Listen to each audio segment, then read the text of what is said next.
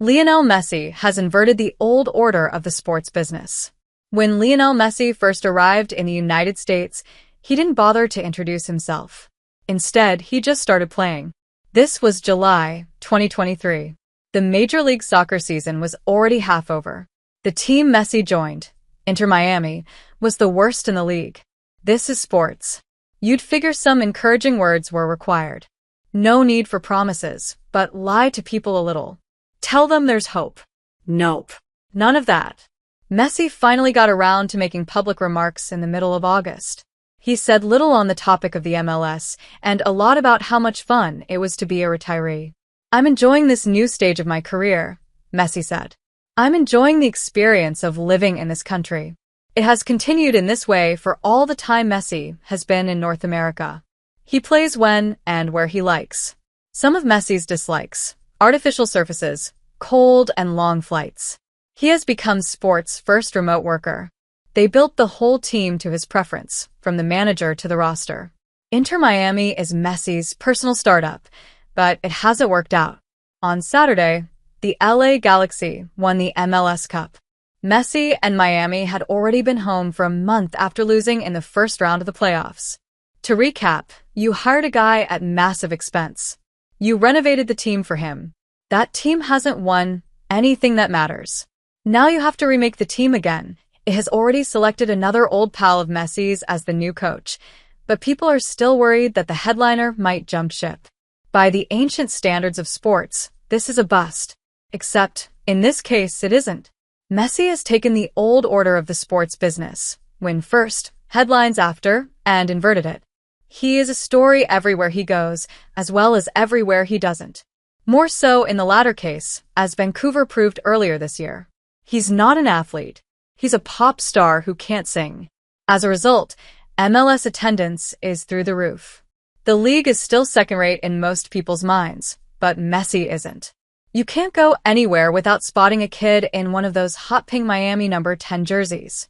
The right guy plus the right look equals a marketing miracle. Wherever Messi goes, the result is immaterial. The purpose of Messi's presence is to create a happening, something that people will pay say they were at. Attention no longer follows success. It follows hype. You still need success to create hype, but the system is adapting. We now know what the best players are doing in high school, grade school, even. The American sports industrial complex got smart and conned colleges into paying their players.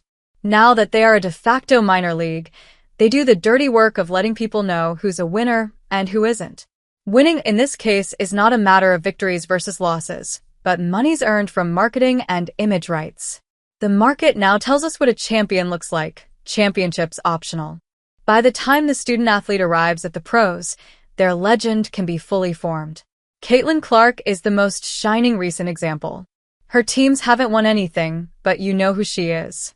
12 women did win a WNBA championship this year. Can you name 2 of them? Okay, 1? Or maybe just the team. If you're the WNBA, what's the lesson here? Do you want winners or do you want stars? Because the latter no longer need be the former, and this is the important part, being the former is no longer a guarantee of the latter. This is the result of so much sports. Too many winners, making it impossible to convince people they should all matter. What people react to now is a hard-to-predict mix of talent, memeability, backstory, personality, and aesthetics. By 2026, Toronto will have 7 major league clubs. That's too many teams for most people with actual lives to keep track of, never mind follow closely. This doesn't begin to take into account all the foreign teams that occupy the average sports fan's mental real estate, plus a bunch of annual tournaments, plus an Olympics every 2 years. In that blizzard of elite performers, and we are beginning to stretch the meaning of elite, many winners will not penetrate the public consciousness. But a star, and needs a police escort to get to the airport-level star, has a shot.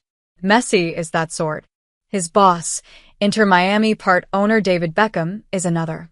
Beckham hasn't hoofed a ball in anger in more than a decade, and people still want to know what he's up to. They watch his shows and buy the junk he's shilling.